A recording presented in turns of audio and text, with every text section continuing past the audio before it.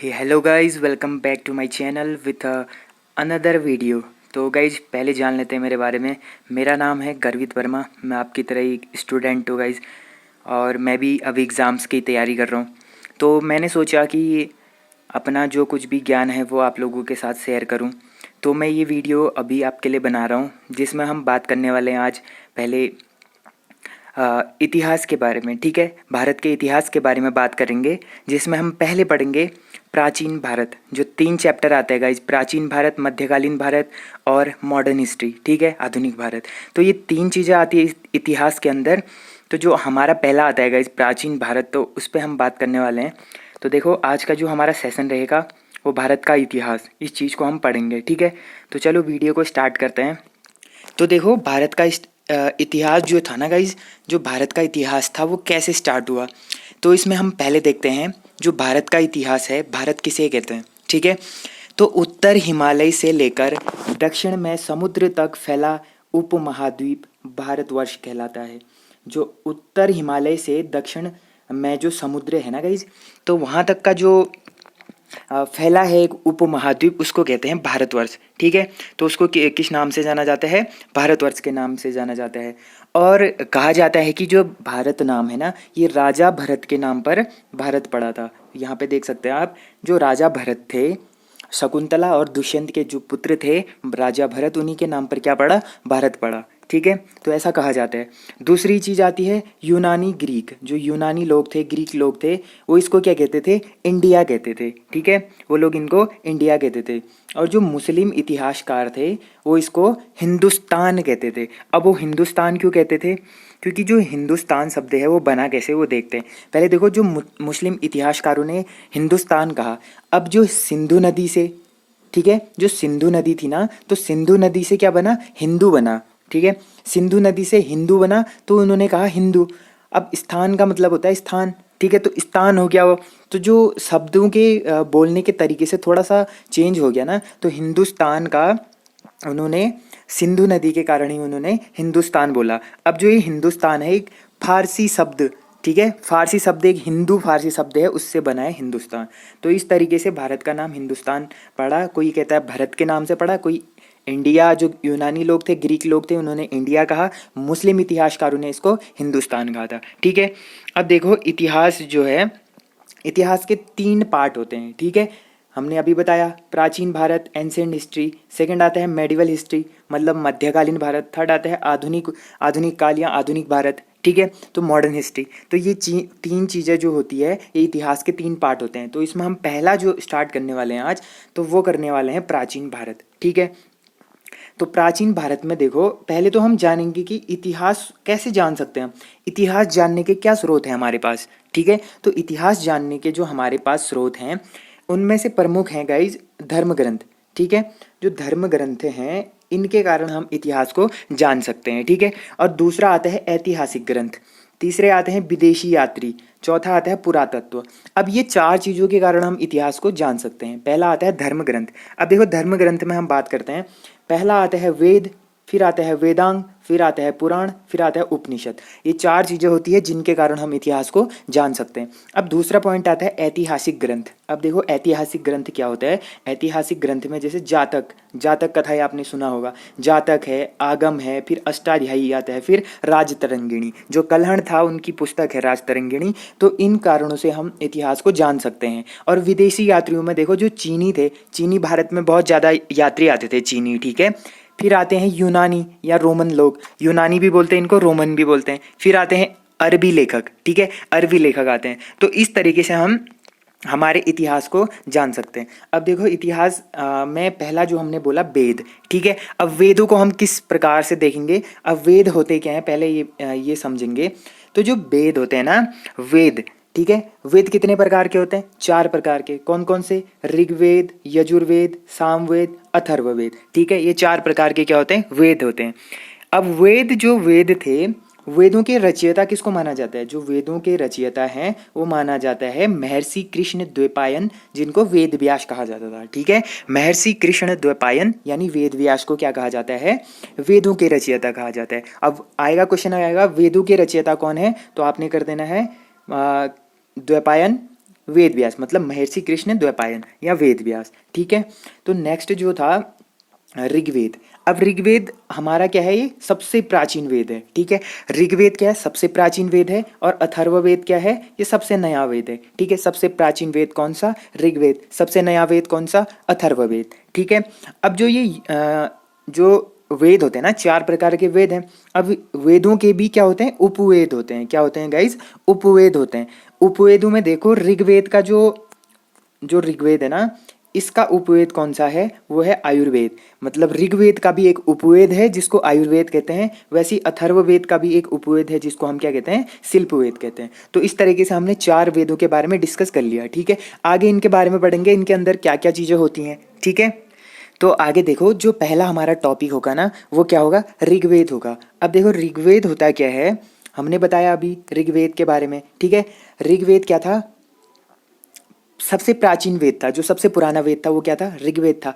अब जो ये वेद होता है ना, इस वेद की ऋचाओं को पढ़ने वाले को क्या कहते हैं, ऋषि को। जो इस वेद को पढ़ता है ना, जो इस वेद की ऋचाएं होती है, जो ऋचाएं होती है, उनको जो पढ़ता है उस ऋषि को क्या कहते हैं, होत्री कहते हैं। क्या कहते हैं गाइस, होत्री कहते हैं। जो ऋचाओं को पढ़ने वाले होते हैं, वेदों के ऋचाओं को पढ़ने वाले ऋषि को क्या कहते हैं, होत्री कहते हैं, ठीक है। अब ऋग्वेद के बारे में देखेंगे। जो ये ऋग्वेद है, इसमें कितने मंडल हैं, 10 मंडल हैं और 1028 सूक्त हैं, ठीक है। 10 मंडल और 1028 सूक्त हैं इसमें, ठीक है। तो आगे देखो, जो ये ऋग्वेद का तीसरा मंडल है, इसमें क्या है, गायत्री मंत्र है। आपको पता होगा गायत्री मंत्र क्या है। तो जो ये गायत्री मंत्र है, ये ऋग्वेद के कौन से मंडल में है, ये तीसरे मंडल में है, ठीक है। तो गायत्री मंत्र ऋग्वेद के तीसरे मंडल में है। और हमने जैसे पहले ही बता दिया था, ऋग्वेद क्या है, सबसे प्राचीन वेद है, ठीक है। ऋग्वेद सबसे प्राचीन वेद है, और सबसे नया वेद कौन सा है, अथर्ववेद, ठीक है। चलो, तो देखो आगे इसके जो कुछ मंडल हैं, मंडलों में कौन कौन सी चीज़ें हैं। एक तो हमने पढ़ लिया, तीसरे मंडल में गायत्री मंत्र है, और एक तीसरे ही मंडल में एक और है, सूर्य देवता सावित्री को समर्पित। जो ये गायत्री मंत्र है, ये किसको समर्पित है, सूर्य देवता सावित्री को समर्पित है ये वेद, ठीक है। तो उसके बाद जो इसका जो 9वां मंडल है, 9वें मंडल में सोम देवता को समर्पित किया गया है। जो 9वां मंडल है, सोम देवता को समर्पित किया गया है। और जो 8वां मंडल है, उसमें हस्तलिखित ऋचाएँ हैं, ठीक है। जो हाथ से लिखी हुई ऋचाएँ हैं, वो है 8वें मंडल में, जिनको क्या कहा जाता है, खिल कहा जाता है, ठीक है। तो 8वें मंडल में जो हस्तलिखित ऋचाएँ हैं, उनको क्या कहा जाता है, खिल कहा जाता है। अब 10वां मंडल, जो इसका आखिरी मंडल है, इसमें क्या है, पुरुष सूक्त, मतलब पुरुषों के बारे में बताया गया है, जिसमें पुरुषों के कितने प्रकार होते हैं, क्षत्रिय, वैश्य, शूद्र तथा ब्राह्मण। ये 4 प्रकार के क्या होते हैं, पुरुषों के 4 भाग होते हैं, ठीक है। क्षत्रिय, वैश्य, शूद्र और ब्राह्मण, ये क्या होते हैं, 4 प्रकार के वो होते हैं, भाग होते हैं, ठीक है। तो आगे देखेंगे।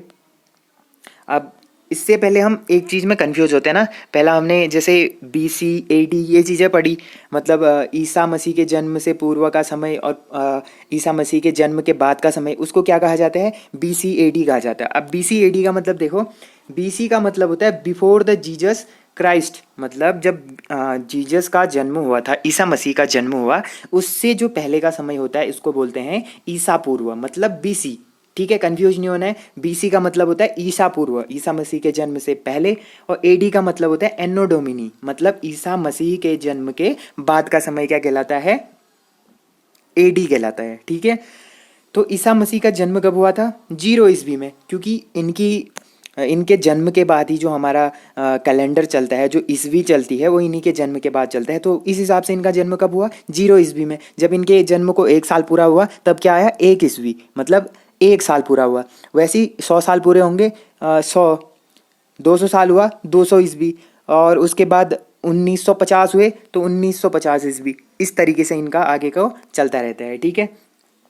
तो ये चीज़ें समझ में आ गई। अब एक चीज़ हम पढ़ेंगे इसमें, संवत के बारे में। अब देखो संवत कितने प्रकार के होते हैं। तो इसमें एक संवत आता है हमारा विक्रम संवत, एक आता है शक संवत, एक आता है गुप्त संवत, एक आता है हिजरी संवत। अभी 4 प्रकार के जो संवत होते हैं, इनके बारे में हम देखेंगे, ठीक है। तो जो हमारा पहला संवत है विक्रम संवत। अब विक्रम संवत में क्या चीज़ें आती हैं, देखो विक्रम संवत को बोला जाता है 57 BC या 58 BC। BC का मतलब पता चल गया, ये इसीलिए बताया मैंने आपको कि आप कंफ्यूज ना हो। बिफोर द जीसस क्राइस्ट, मतलब ईसा मसीह के जन्म से पहले का समय क्या कहलाता है, बीसी कहलाता है। अब 57-58 बीसी का मतलब ईसा मसीह के जन्म से 57-58 वर्ष पूर्व का समय। तो उस समय में जो संवत हुआ था, संवत लागू किया गया था, उस संवत को कहा जाता है विक्रम संवत। ठीक है, 57-58 बीसी पहले जो संवत लागू हुआ उसको कहते हैं विक्रम संवत। अब इसके पीछे भी एक फैक्ट है, अब ये विक्रम संवत चालू क्यों हुआ था? देखो इसका कारण क्या है, कारण है इसका कि जो विक्रम संवत है इसका कारण ये था कि जो उज्जैन के स्थानीय राजा थे ना, उज्जैन के जो उस समय स्थानीय राजा थे, उन्होंने क्या करा था, शकों को हराया था। ठीक है, शकों को हराया था, इसी कारण विक्रम संवत की शुरुआत, इसी कारण विक्रम संवत की क्या हुई, शुरुआत हुई। उज्जैन के स्थानीय राजा ने शकों को हराया, जिस कारण क्या हुआ, विक्रम संवत की शुरुआत हो गई।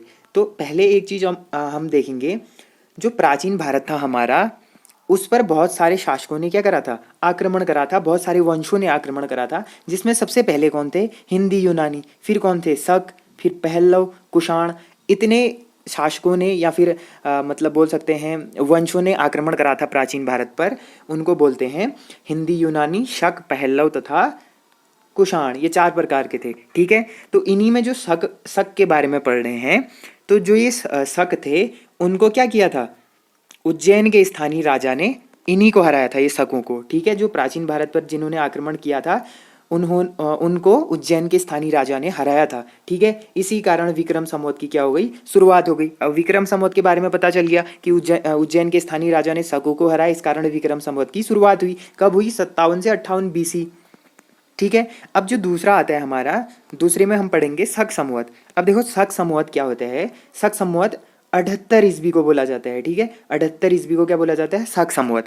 अब 78 ईस्वी कब आएगा, ईसा मसीह के जन्म के 78 साल बाद। ठीक है, 78 साल बाद क्या होगा, 78 ईस्वी होगा। ठीक है, तो 78 ईस्वी बाद जो शक संवत हुआ, ये चालू कैसे हुआ था, ठीक है, ये शुरू कैसे हुआ था, तो इसमें देखेंगे जो कुषाण वंश के शासक थे ना, जो कुषाण वंश के शासक थे, मैंने जैसे पहले बताया ना, हिंदी यूनानी, शक, पहलव, कुषाण, ये 4 वंशों ने क्या करा था, आक्रमण करा था भारत पर। तो उनमें से जो कुषाण वंश थे, कुषाण वंश के जो शासक हुआ करते थे, ठीक है, कनिष्क, कुषाण वंश के जो शासक थे कनिष्क, उनका राज्यारोहण हुआ, मतलब वो जब राजगद्दी पर बैठे, जब उनका राज्यारोहण हुआ, तब क्या किया गया, शक संवत की शुरुआत की गई। ठीक है, समझ आ गया ना, शक संवत क्यों चालू हुआ, कुषाण वंश के शासक कनिष्क के राज्यारोहण पर शक संवत की शुरुआत की गई थी। कब, 78 ईस्वी में। ठीक है, उसके बाद आता है, नेक्स्ट आता है गुप्त संवत। अब देखो गुप्त संवत कैसे स्टार्ट हुआ था, गुप्त संवत स्टार्ट हुआ था 319 से 320 ईस्वी में। ठीक है, 319 से 320 ईस्वी में गुप्त संवत चालू हुआ था। अब ये कैसे हुआ था, जो चंद्रगुप्त मौर्य थे ना, चंद्रगुप्त प्रथम थे, जो चंद्रगुप्त प्रथम ने इस गुप्त संवत की शुरुआत करी थी। ठीक है, गुप्त संवत की शुरुआत किसने करी थी, चंद्रगुप्त प्रथम ने करी थी। ठीक है, उसके बाद जो नेक्स्ट आता है हिजरी संवत। अभी हिजरी संवत आता है हमारे मुसलमान भाइयों का होता है हिजरी संवत।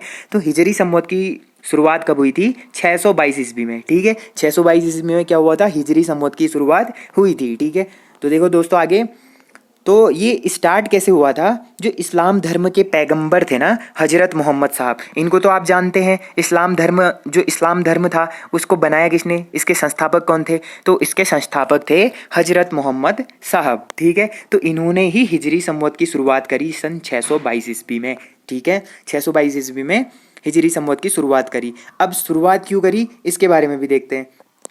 देखो, जब हजरत मोहम्मद साहब 622 ईस्वी में ज्ञान की प्राप्ति के लिए कहाँ बैठे थे, हीरा नामक गुफा में। ठीक है, जो हीरा नामक गुफा था उसमें क्या बैठे थे, ज्ञान की प्राप्ति के लिए, उस गुफा में ज्ञान की प्राप्ति के लिए बैठे थे, अपना ध्यान कर रहे थे वहाँ। तब उनको 622 ईस्वी में क्या होता है, ज्ञान की प्राप्ति हो जाती है हीरा नामक गुफा में। ठीक है, जब उनको ज्ञान की प्राप्ति होती है तब वो क्या करते हैं, हिजरी संवत की शुरुआत करते हैं। ठीक है, हिजरी संवत की शुरुआत कैसे हुई आपको पता चल गया। ठीक है, तब से क्या हुआ, हिजरी संवत की शुरुआत हो गई। ठीक है, कब से हुआ, जब पैगंबर मोहम्मद साहब को क्या हुआ, उनको जब ज्ञान की प्राप्ति हुई हीरा नामक गुफा में, तब से क्या हुआ, हिजरी संवत की शुरुआत हो गई।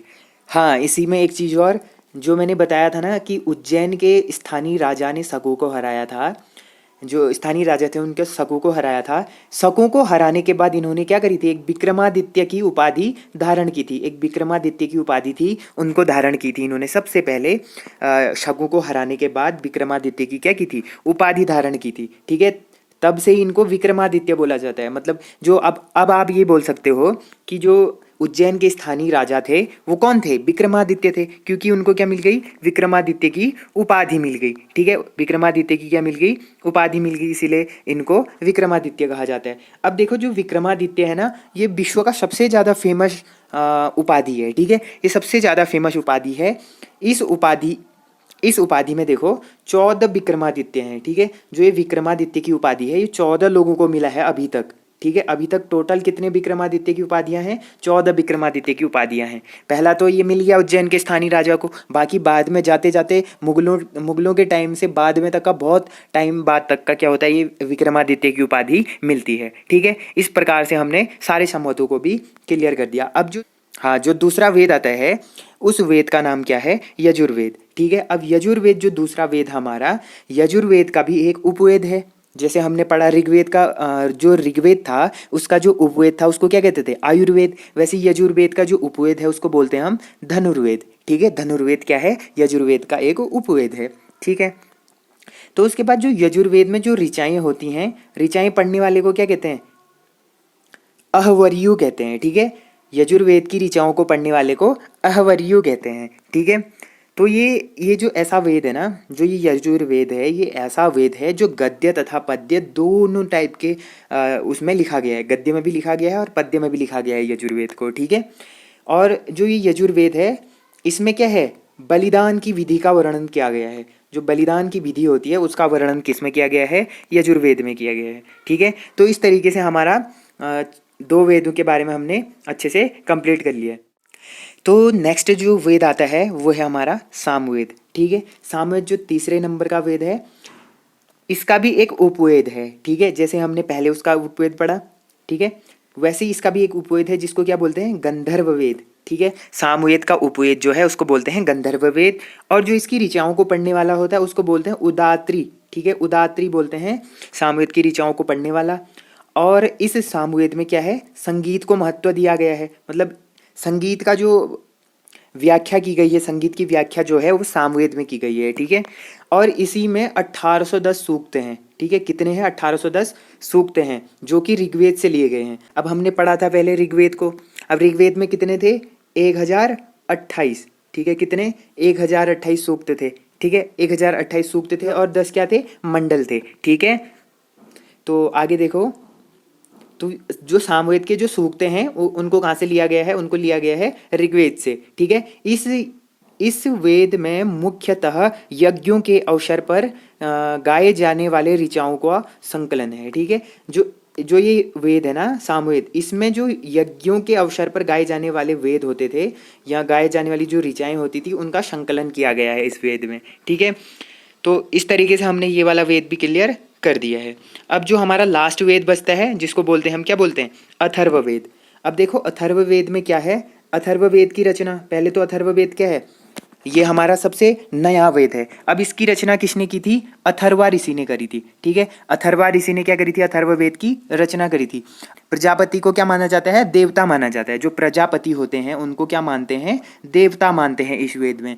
और इस वेद में 731 मंत्र तथा 6000 पद्य हैं।